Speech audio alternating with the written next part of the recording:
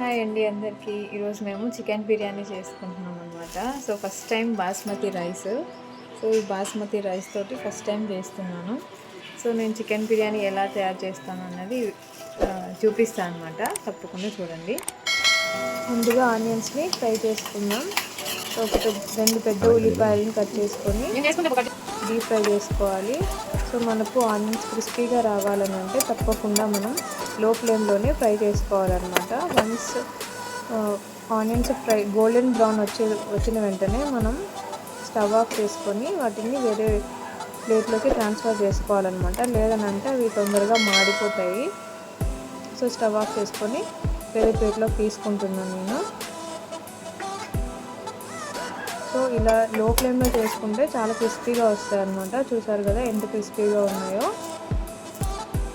ఇదన్నమాట. తర్వాత చికెన్ వచ్చేసి నేను 1 kg చికెన్ తీసుకున్నా. అందులోకి నేను 1 టీ స్పూన్ పసుపు, ఇంకా 1.5 స్పూన్ కారం, 2 స్పూన్స్ ధనియాల పొడి అండ్ 1 స్పూన్ గరం మసాలా వేసుకున్నా.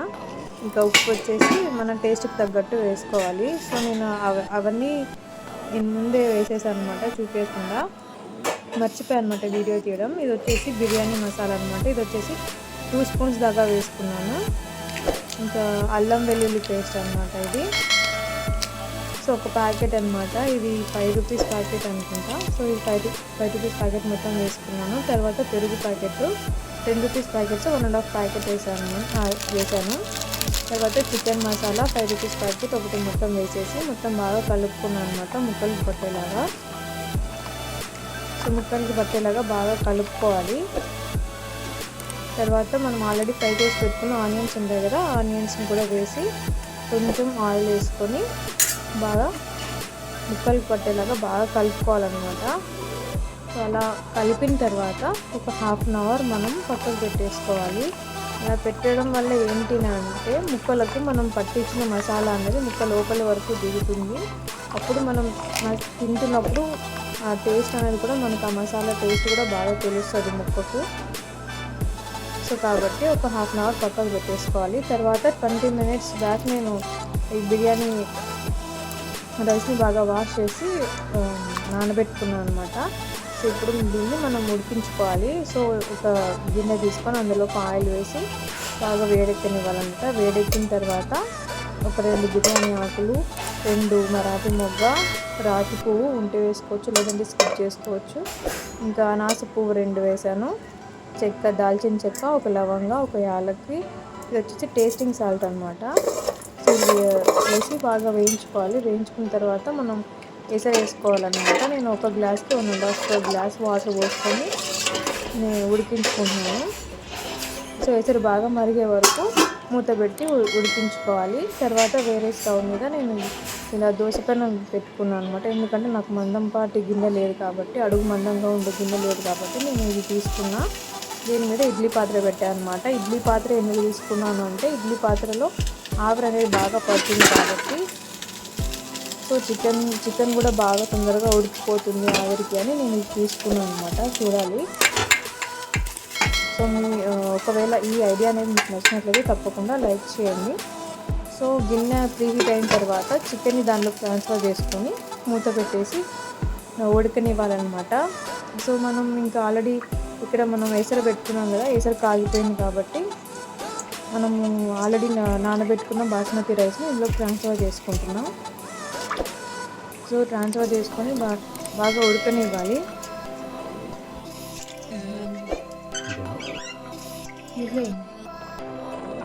రైస్ పూర్తిగా ఉడకకూడదు. సో ఒక 75% వరకు ఉడికేలాగా మనం కొంచెం జాగ్రత్తగా మనం రైస్ని ఉడికించుకోవాలన్నమాట. పూర్తిగా ఉడికిపోతే మళ్ళీ మనం చికెన్లో ట్రాన్స్ఫర్ చేసినప్పుడు పూర్తి మెత్తగా అయిపోతుంది అనమాట. సో అందుకనేసి మనం ఇక్కడ 75% మనం ఉడికించుకోవాలి. సో ఇప్పుడు ఇలా చూస్తున్నారు కదా, ఇలా 75% దాకా ఉడికించుకోవాలన్నమాట. సో నేను స్టవ్ ఆఫ్ చేసుకొని ఇందులో ఉన్న ఎక్సెస్ వాటర్ అన్నింటి వంపేసుకుంటున్నాను.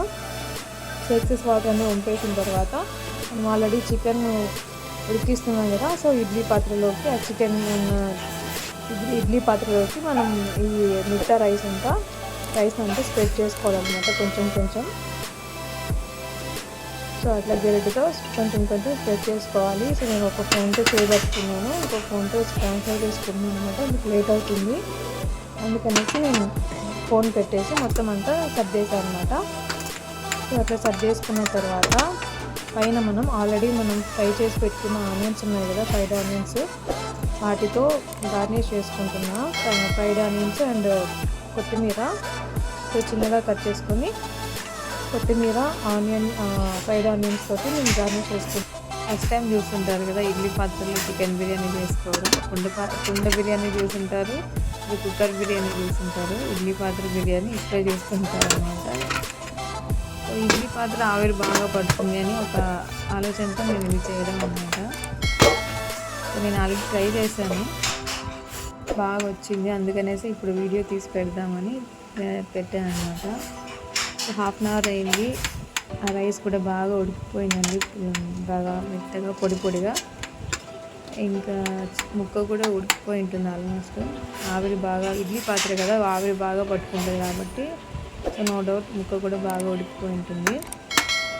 సో ఇంకో 2 minutes ఉంచేసి దించేసుకుందాం.